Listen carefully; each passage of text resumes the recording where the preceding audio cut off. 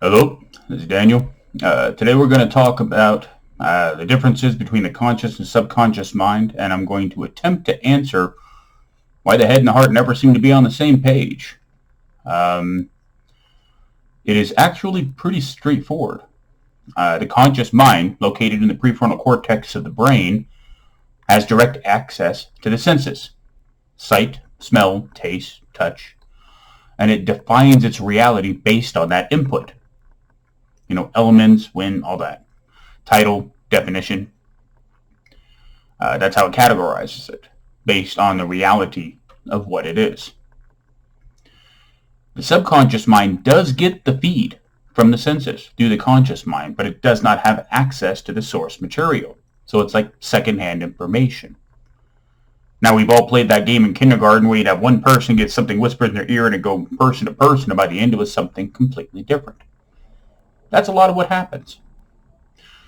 See, since the subconscious mind that is reactionary by nature, it doesn't really have much depth of thought.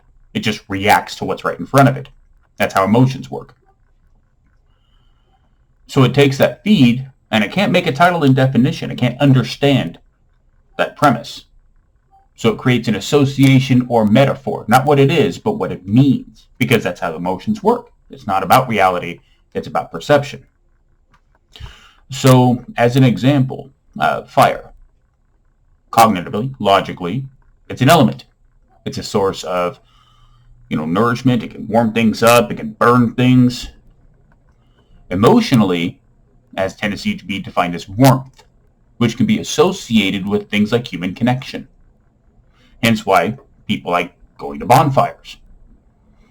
That warmth is an association with the social contentment they're seeking to find through their interaction. It's like it does part of the job for them. I feel a little warmer, therefore I feel better. And now I can talk to people because I'm, to use the pun, warmed up to the situation.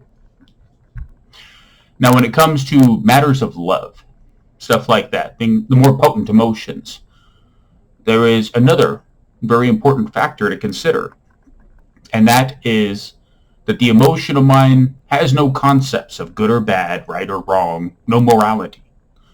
The only thing emotions are controlled by, acknowledge, is stimulation factor.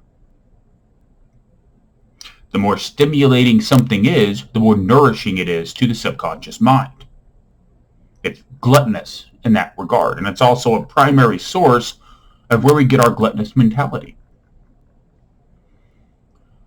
Now, another thing to consider is that negative emotions have a tendency to be more stimulating than positive. They're just more antagonistic.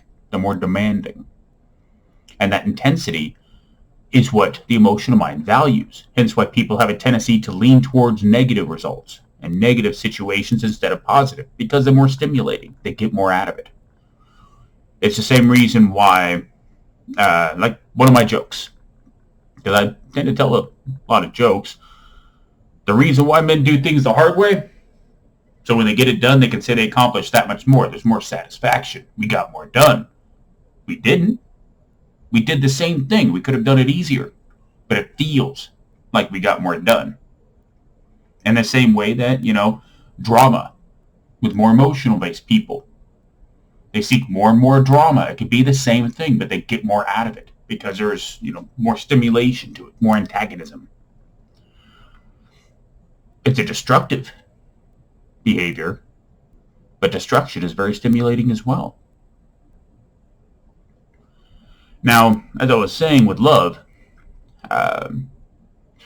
you can logically know, be aware of somebody's more negative traits. You can see it. I know I studied, personality profiling and all that stuff because I was tired of getting screwed over. And I'm like, I want to know what to look for. I want to know what to avoid so I don't keep ending up in the same situations. And I learned, but I learned other things as well.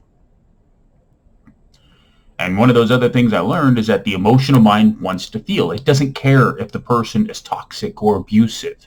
If anything, that's more stimulating. And that's part of why people stay in these hostile, dangerous situations.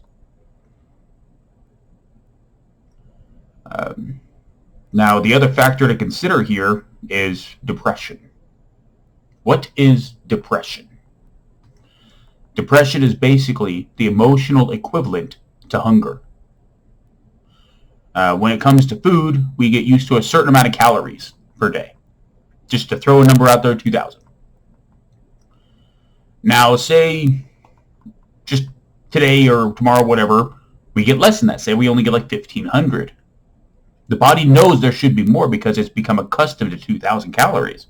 It tells us that there's not enough. There's supposed to be more in the form of hunger.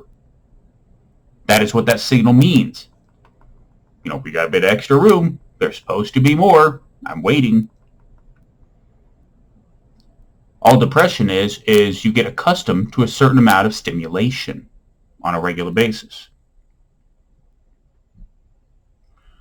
And when you find yourself less stimulated, especially if it's a sharp contrast, you feel like something is missing. That's why when you're depressed, you always feel empty, hollow. That's the emotional mind's way of trying to say, there's supposed to be more here. Now that's going to tie into several other videos that I'm going to make. So I'm trying not to get into it too much because I have a bad habit of just kind of going off on a tangent. So back to the previous topic. When it comes to negative situations and the level of stimulation they cause, even though you hate it, you're miserable, but you can't see yourself not being in it because it's really sad when you're so used to abuse that to be happy is depressing because it is not as stimulating. Just some things to consider there. And oftentimes, when you get out of a negative situation and you get into a better one and you feel depressed, you just got to ride that wave. You got to allow your daily level of stimulation average to lower so that you can be happy where you're at instead of walking into another abusive relationship just for the stimulation. Anyway, like I said, any thoughts, you're welcome to leave comments, whatever. I'll trying to do better about putting more videos on here. I get distracted with life and everything. But like, subscribe, all that ruckus. I will likely try to see any of my friends that do have social media to see if they would be willing to post this and get it shared. If you're seeing this, you're welcome to share it on your Facebook or whatever. I refuse to get one. I'm going to make a video on social media sometime in the near future as well, which will kind of help explain the reason behind that. But I'm going to go ahead and end this video because I still got another one I got to make today. And bid you all have a good one. I'll talk to you later. Bye.